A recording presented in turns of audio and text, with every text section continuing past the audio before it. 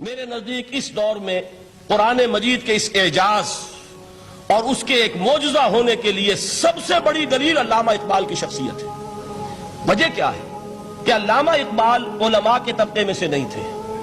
ظاہر بات ہے کہ جن کا پورا جن کی زندگی گزرتی ہو قال اللہ و قال الرسول میں، ان کے دلوں میں عظمت قرآن کی، ان کے دلوں میں حضور کی محبت یہ تو سمجھیے کہ ہونی ہی چاہیے، ان کے شب و روز اسی میں گزرتے ہیں۔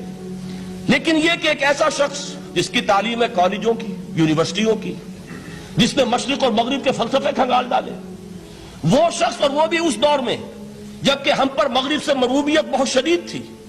آج تو وہ مروبیت بہت کم ہو چکی ہے۔ آج تو ہمارا عام نوجوان وہ آنکھوں میں آنکھیں ڈال کر بات کرتا ہے، اس میں خود اعتمادی ہے۔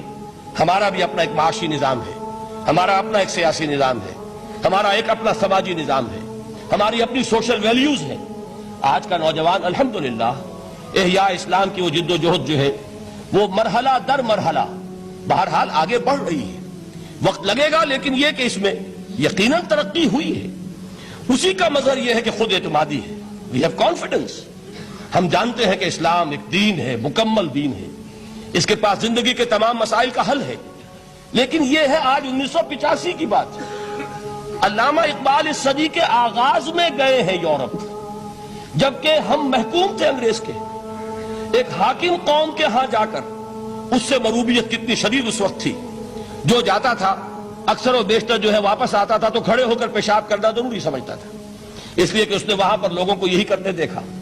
ان کا لباس، ان کی وضاقت، ان کی تہذیب، ان کا تمدن، ہر طرح سے ان کے گن گاتا ہوا، ان کے لیے وہ بہت قصیدے تعریف کے کہتا ہوا آتا تھا۔ لیکن ایک علامہ اقبال کی شخصیت وہ ہے کہ وہ یہ خود کہتے ہیں کہ میں اس آگ میں ڈالا گیا ہوں مثل خلیل۔ مغربی تہذیب کے اس الاؤ میں مجھے اس طرح ڈالا اللہ نے جیسے کہ حضرت ابراہیم کو آگ میں ڈلوایا۔ میں اس تہذیب کے اس الاؤ کے اندر سے ہو کر آ رہا ہوں، اور میں نے یہ دیکھ لیا ہے کہ یہ تہذیب کھوکھلی ہے، اس کے اندر کوئی پائیداری نہیں ہے، نظر کو خیرہ کرتی ہے تب چمک تہذیب حاضر کی، یہ صناعی مگر جھوٹے نگوں کی ریزہ کاری ہے۔ اور دیار مغرب کے رہنے والوں، خدا کی بستی دکان نہیں ہے، کھڑا جسے تم سمجھ رہے ہو وہ اب زرے کا معیار ہوگا۔ تمہاری تہذیب اپنے خنجر سے آپ ہی خودکشی کرے گی، جو شاخ نازک پہ آشیانہ بنے گا نا پائیدار ہوگا۔ اب آپ اندازہ کیجئے وہ شخص جو بنیادی طور پر فلسفی ہے، فلسفے کا طالب علم ہے، وہ جرمنی اور انگلستان میں جا کر فلسفے کھنگالنے کے بعد اسے اگر تسکین حاصل ہوئی، اس کے جو علم کی پیاس تھی اگر اسے سیری حاصل ہوئی تو صرف قرآن کے ذریعے سے۔ نہ کہیں جہاں میں اما ملی، جو اما ملی تو کہاں ملی میرے جرم خانہ خراب کو تیرے عفو بندہ نواز میں۔ یہ وہ شخص ہے، آخری زندگی میں ان کا کام صرف ایک رہ گیا تھا، قرآن کی تلاوت۔ بڑے بڑے فلسفی ملنے آتے تھے علامہ اقبال سے ملنے، وہ سمجھتے تھے بڑی لائبریری ہوگی، جیسے بڑے وکیل اس کی لائبریری آپ کو معلوم ہے کتنی جلدیں رکھی ہوں گی، خوبصورت جلدیں بنی ہوئی، ایسے ہی کوئی بڑا فلسفی، بڑا پروفیسر، اس کی سٹڈی، اس کی کتابیں بڑی مروب کن ہونی چاہیے۔ لیکن علامہ اقبال کے ہاں سب کتابیں اٹھوا دی تھی انہوں نے، صرف ایک کتاب رہ گئی، اور سید نذیر نیازی کا نام آپ نے سنا ہوگا۔ انہوں نے جب یہ گواہی دی ہے، یہ واقعہ شاید آپ کے علم میں نہ آیا ہو، یہ بہت اہم واقعہ ہے۔ وہ یہ لکھتے ہیں کہ میں نے ایک مرتبہ علامہ سے پوچھا کہ کچھ لوگ اعتراض کرتے ہیں یا یہ خیال ظاہر کرتے ہیں کہ آپ نے اپنا فلسفہ خودی نیٹشے سے لیا ہے، کوئی کہتا فلاں سے لیا ہے، کوئی کہتا فلاں سے لیا ہے، کچھ آپ خود بتا سکیں گے کہ آپ کے فلسفہ خودی کی سورس کیا ہے؟ تو علامہ نے کہا کہ اچھا کل فلاں وقت آ جانا تو میں تمہیں لکھوا دوں گا، ڈکٹیٹ کرا دوں گا۔ تو سید نذیر نیازی کہتے ہیں کہ میں بہت خوش ہوا کہ یہ سعادت میرے حصے میں آ رہی ہے کہ علامہ اقبال خود مجھے تحریر کرائیں گے کہ میرے فلسفے کی سورس کیا ہے، میں نے کہاں سے اخذ کیا ہے۔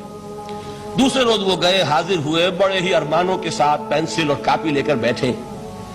علامہ نے فرمایا ذرا قرآن مجید نکال لاؤ۔ وہ قرآن مجید لائے، حیران ہوئے، یہ فلسفے کا سورس مجھے ڈکٹیٹ کرانے چلے تھے، یہ قرآن مجید کہہ رہے۔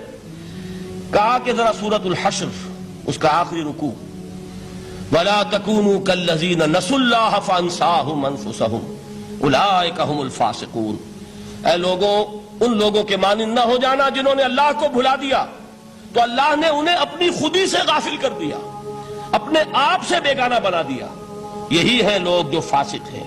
علامہ نے کہا میرے فلسفے کی سورس یہ میں آپ کو بتانا چاہتا ہوں. اس معنی میں کہتا ہوں کہ اس دور میں علامہ اقبال کی شخصیت کو میں اعجاز قرآن کا سب سے بڑا مظہر سمجھتا ہوں. ایک شخص 20ویں صدی عیسوی کی شخصیت، اور پھر یہ کہ وہ کہیں مسجد اور کسی مدرسے کے ماحول میں پلا بڑھا نہیں ہے، بلکہ اسکولوں اور کالجوں میں اور یونیورسٹیوں میں، اور صرف ہندوستان میں نہیں، انگلستان اور جرمنی کی یونیورسٹیوں میں رہا، جس نے اپنا لوہا منوایا ہے. وہ شخص اگر یہ کہتا ہے کہ میرے لیے فکر کی بنیاد، میرے فلسفے کی سورس، میری تمام سوچ کی رہنمائی جو ہے وہ اس کتاب نے کی ہے، تو معلوم ہوا کہ واقعتاً یہ قرآن مجید آج بھی معجزہ ہے.